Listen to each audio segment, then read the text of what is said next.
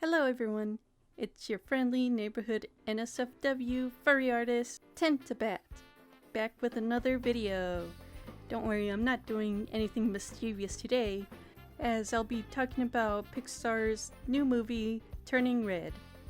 Yeah, I thought I was gonna make a Pokemon video next, but I really want to talk about Turning Red and promote it. I really recommend that you give it a watch. Yes, you! If you're watching this video, it probably means you've already watched it or you're thinking about watching it, and I say go for it. I know there's already Twitter discourse over it. I will say, this movie is a coming-of-age story of a 13-year-old girl, and if you're too masculine to watch such a movie, then it's really your loss. But I really encourage everyone to give it a watch.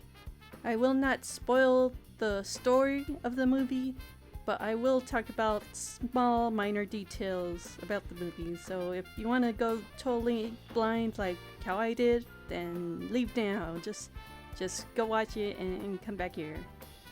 Hopefully I already convinced a few people to go watch it.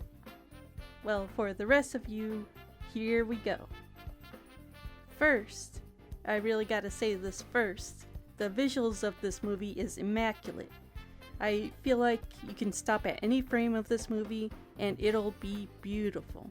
They did such a wonderful job with the lighting and the colors of this movie. I cannot stress this enough. It's pastel and dreamy, and I'm sure they took inspiration from a few Sailor Moon screenshots. Speaking of visuals, I noticed some 2D animation tricks, like the shimmering of the eyeshine. I just wanted to point that out because there is a reason 3D movies still use 2D-like animation. It's because it's still a fun form of media. Okay, I'll get off my 2D soapbox now. And speaking of 2D animation, remember the Mitchells vs. the Machines? Unpopular opinion, but I really don't like the family theme going on in that movie.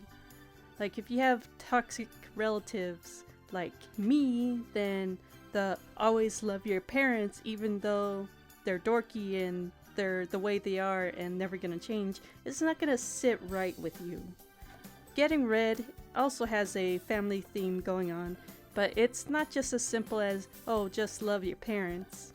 Again, it's a coming-of-age story with the point of view from the daughter, not only dealing with her magic red panda powers, but also dealing with her parents and friendships. Also, yes, there is a menstruation period talk in the movie, but I think that's reasonable for this movie, considering the plot. I feel like we should be more comfortable with the subject as it's a very natural and common thing. It's not pretty nor pleasant, but we should be able to talk about it, even complain about it if we need to. I am going to personal territory here, but I had my period very early, like the age of 10, and it sucked ass. And if I had my period now, I'd probably still say it sucks ass. Luckily, I got my depot shot birth control, so I don't really get much of a period anymore. Just bleeding here and there. But yeah, thank goodness for medicine. And I was gonna say, oh, the mother didn't even offer tampons, and she seems like the type of mother to do that. But she obviously really cares about her daughter going through her period as she provides vitamin B and ibuprofen. Man, I wish I was offered ibuprofen. But yeah, maybe would probably not done too well. She probably would have been too stressed to even try tampons. And that's okay. I didn't even start off with tampons either, just big pads. But yeah, normalized period talk. Also, I was betting that the red panda was supposed to be a metaphor for menstruation, but I was wrong. But there was still period talk. So at least I got the reference right, not the metaphor right. Anyways, the characters are good, I'd say. Not as many characters as Encanto, and I'd say that's a good thing because we really see multiple characters develop, and we have more screen time with them. I also really enjoy seeing their friends' interactions. It's really cute. Alright, back to the Twitter discourse, at least one of them. We don't just watch movies to relate to a character, we watch them to see a story unfold. You may not relate to a 13-year-old girl, and that's okay. I mean, it does help, but it's not necessary.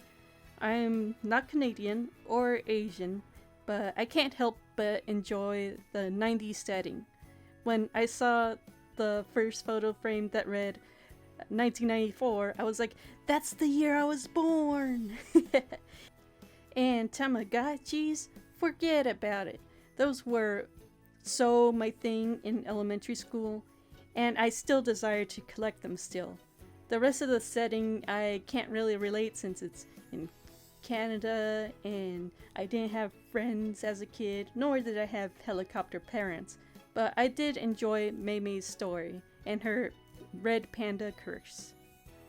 Oh, and the mermaid drawings? That reminded me of my Tumblr days. Okay, I'll stop talking about me.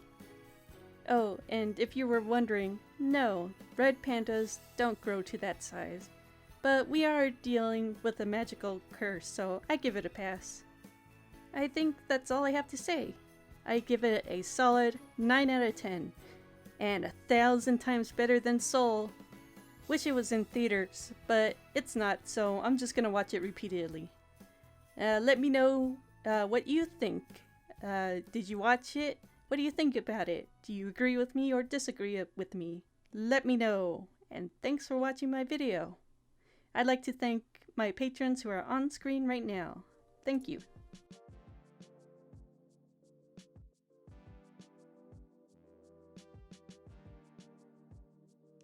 A big thank you to my top tier patrons who are Mainful, 7 Dead Jr., Bolt Chaser, Stormy T. Brave, Crumply, Kira Pringle, Grimindus, Nova Bone Z, Jaspers, and Lieutenant Skittles. Thank you so much, and thank you for watching. See you next time.